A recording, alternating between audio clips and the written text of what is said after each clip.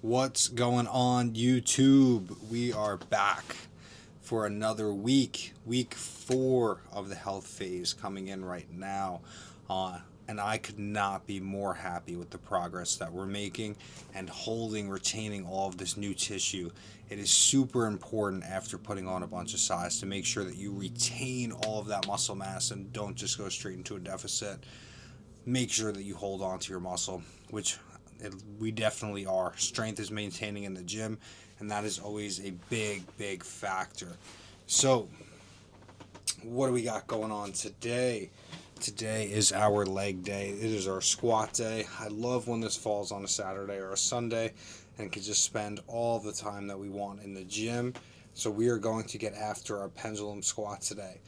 But I wanted to talk a little bit about what that I'm using this health phase for and what you guys should be doing, especially when you're not pushing up, trying to get size put on, or in a deficit. So the main focus of this phase right now for me is to standardize my technique and training, and just, it really is an art form. Training is an art when you get to a level of pushing your genetic potential, and really, which I don't even think I'm close to yet, but it becomes an art when you get more, as you get more and more advanced. It is more and more important to really be dialed in with your training and make sure that you're doing things properly, building tension in the muscle, and just not just swinging weights around and forcing progressions. That's what I call it. Where you're trying to go up each week and you haven't built the tissue to actually go up. So now you're just forcing that progression for absolutely no reason, when you shouldn't be using the loads that you're putting on the equipment. So what I've been doing over these 6 weeks of this health phase is I actually pulled back on a lot of the weights at the beginning. So now we're seeing realistically where we're at. So one key thing that you guys could take a look at is, if you track your sets, you track your weights, you track your reps. If your top set, say you did 100 pounds for 8, your back down, you did 70 for 8. Your next back down, you did 50 for 8.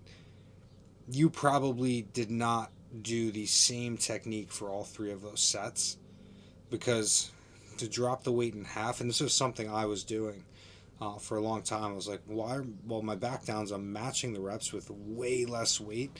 It's one thing to go down like 10% and match the reps. Like, that's perfectly fine.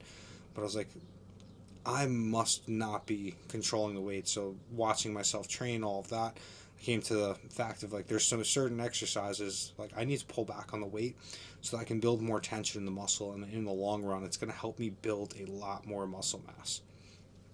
So dialing in that over these 6 to 8 weeks, this way we have a true baseline now when we hit our growth phase. And then from that growth phase, we're going to see what the real progression is. I'm so excited for this, because I know all my numbers are going to start just shooting up as we start adding food in, and we start gaining a little bit of weight. And this time it's going to be legitimate progression versus adding weight for the sake of adding weight. People think you have to go up weight every single week. Like, it's okay to keep the same load and improve your technique, improve the tension that you're getting in the muscle, versus trying to just swing a weight around and changing your technique every single week. That does not show any progression when you're just changing the way you do something.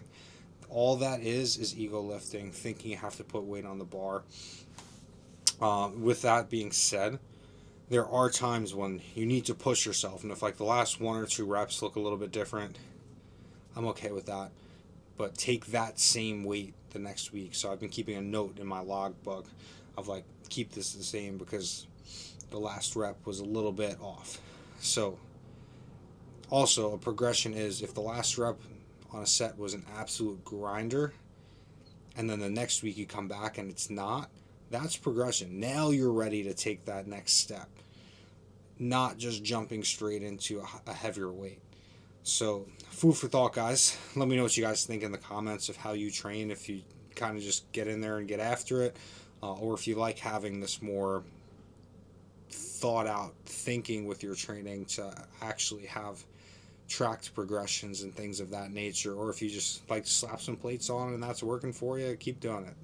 There's 100 ways you can skin a cat. I like to have everything planned out, make sure that I am getting the most out of my training and my growth phases, and this is going to be our plan of attack going forward.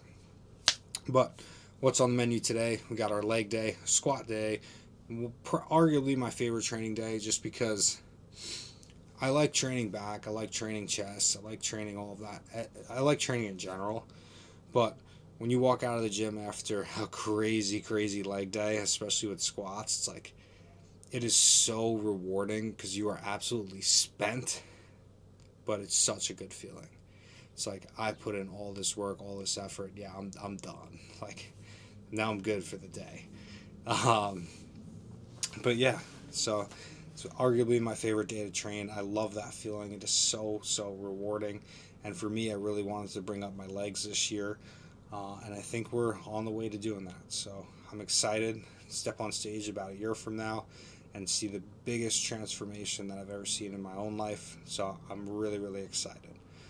But with all that being said, guys, next time you see me, I will be in the gym. I'm going to get as many clips as I can for you guys. Do a voiceover, give you a bunch of tips, and that'll be the focus of the video today. So with that, I'm going to get a pre-workout meal in a few minutes, wait about an hour, head over to the gym, and we're going to get after it together today. Let's do it.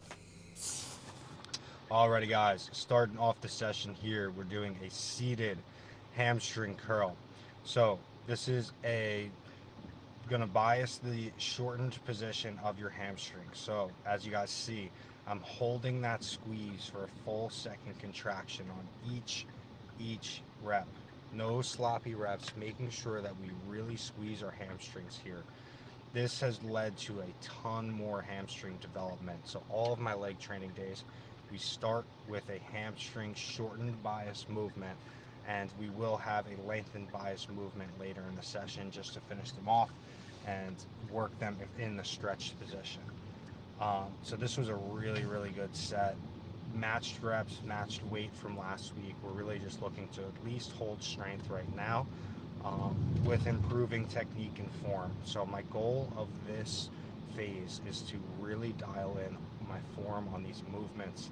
So now when we run them in our growth phase, we can see what kind of actual improvements and progressions that we're making. You don't want to have reps look different week to week. That means that you're changing what you're doing, you're changing the stimulus. So this is going to be my standard, and we will not stray from these standards to this next growth phase.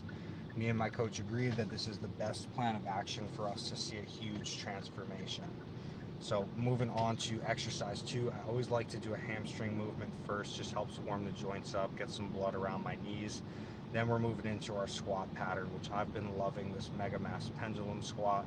This is a super heavy machine without any weights on it. So as you guys see, I got 35, 40, 37 and a half pounds on each side. So not a ton of weight here, just really controlling a negative, quick pause in the bottom, and then shooting out. So I want to turn my quad on first and then accelerate as we move. Again, I've said this before on here. You got to think of it like you're driving. You don't just slam on the gas pedal. You tap it and then you ease into it and explode through the rep. This is going to lead to a ton more activation in the muscle, not just for squats, but for any movements that you're doing. I'm also trying to make these as hard as possible by keeping my feet as low as I personally can on the platform, with my ankle mobility, and driving my knees forward, keeping my knees, toes, and hips all in line. So really just focusing on loading the quad and nothing else, driving my hips back into the pad the whole time. Same thing here for these split squats, single leg movement. I really like the hip loaded. Anytime that I've done split squats any other way really turns into a balance exercise. So this really allows me to focus on loading my quad, progressing the movement, and actually creating a stimulus versus just trying to balance myself without toppling over. But these have felt amazing for the last few weeks. This is actually one of my back down sets.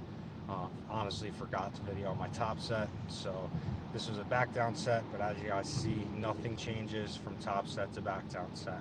The other two were top sets. Everything is controlled, building tension, and really really driving through the muscle.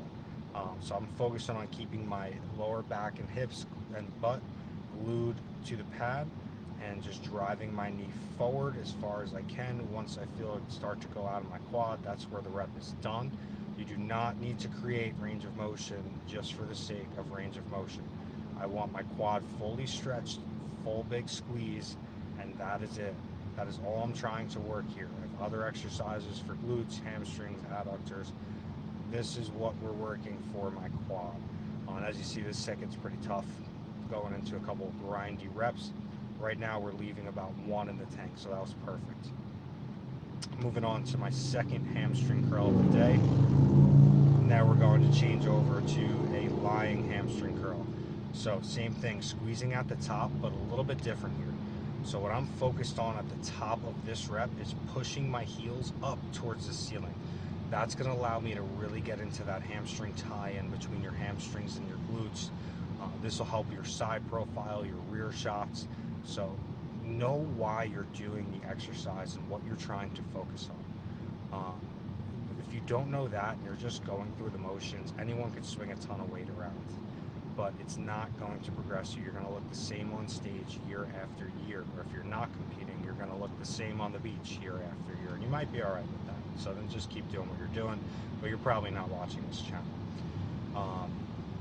Yeah, a couple exercises we didn't film after this. I did do a hip hinge movement, just 1 set, just to get a lengthened movement in there and just finish off my hamstrings. Also did some adductors and some calves, but I don't think you guys really want to watch me train calves, although I should do a calf video. My calf training is a little bit different. I focus on holding the stretch position on each rep for 1 to 3 seconds. Again, gas pedal out of it, so turn the calf on and then explode into the top and squeeze. Alrighty guys, so awesome training session went down. 20 minutes of cardio at the end on the Stairmaster. Ooh, find my face. Osmo, come on man. You're not tired, I'm tired. Alright, so that was an awesome training session. Really just dialing in technique as much as possible.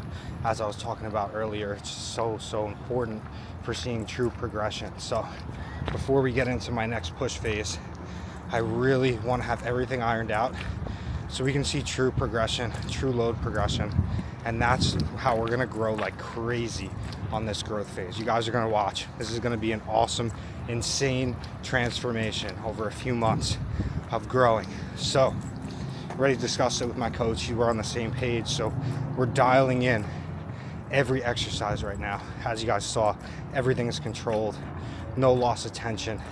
We're in a really good spot, and we're going to start growing in a couple weeks, probably about 3 more weeks holding here, and then it's time to start growing. We'll be in a good body comp, we'll be really good and set for a long runway about a year out from the next show. So ain't nothing to do but to grow. But as always guys, if you liked this video, one thing I'm wondering from you guys, comment below if you prefer training alone or with a partner. I'm very torn on how I feel, so I want to get some other people's opinions, see what you guys like. But as always, sponsors, Core Nutritionals, all your supplement needs, Pride Foods, cream of rice, best cream of rice in the game, and they have some pancakes too. Check those guys out. But I'm gonna go get in a quick shower, get cleaned up. How's a sweaty one, 90 degrees out here today. Training legs in a hoodie and sweats. That's what we do. That's what we do, baby. John out. See you guys next week.